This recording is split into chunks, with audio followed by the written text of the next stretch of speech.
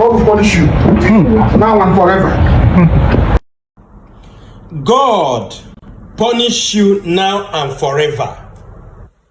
That was the last statement or word from Nnamdi Kanu before he was transferred to Sokoto prison. You can recall that Nnamdi Kanu was sentenced to life imprisonment by Justice Omotosho. As I promise you that we will not allow history, to buy in this country. Let's go there. Nnamdi Kanu was sentenced to life imprisonment by Justice Omotosho, of which he asked him to show him the law. Until today, we are still waiting for Omotosho to show him the law.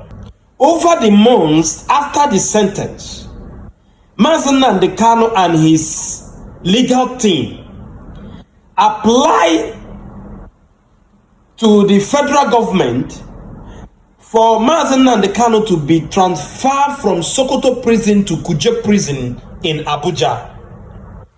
And the same lawyer, the same judge, Omotosho, refused that request. And he said that federal government must, make their point before that case will be looked into, that request will be looked into, and the request was struck out. Immediately, because Nnamdi Kanu has a beautiful, understanding, educated, lovely wife who also has her own long legs. When that request was, thrown out of the window, the wife of Nnamdi Kanu began her consultations. She began to consult authorities and powers. Then she went across the border. She went to UK government. To a certain extent, to cut the story short, she was able to secure that same request through a diplomatic means. What does that mean? That means that UK government, were able to talk to federal government of Nigeria, to consider that request. And that request was considered. And a letter was sent to Nnamdi Kanu in Sokoto prison for him to sign and be transferred to Abuja, where it will be easy for his legal team and people like us to have access to him. Do you know what happened? Nnamdi Kanu rejected that offer. And he said that if the federal government will not grant his request through a legal means, that he will not accept any diplomatic understanding between the federal government and the UK government, that he is not accepting that. Remember that his wife was the one that made this move before this thing was granted.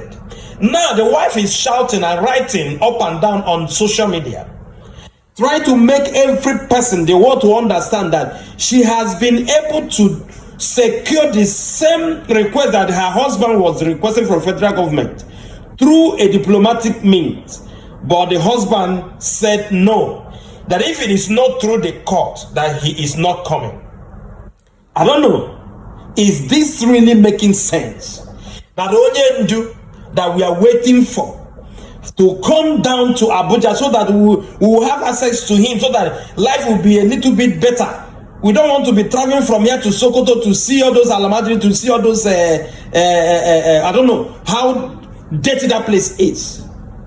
And Onyendu said no, that he's not coming to Abuja because the offer was not through a legal means, that it must be through the court, not through a diplomatic means. I am a public speaker. I am a historian.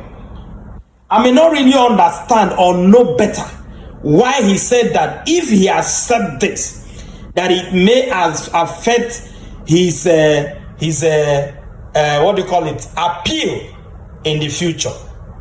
Please throw more light on this. Why did Mazi Nnamdi Kanu Onyendu refuse to accept this diplomatic offer? That is where I am confused.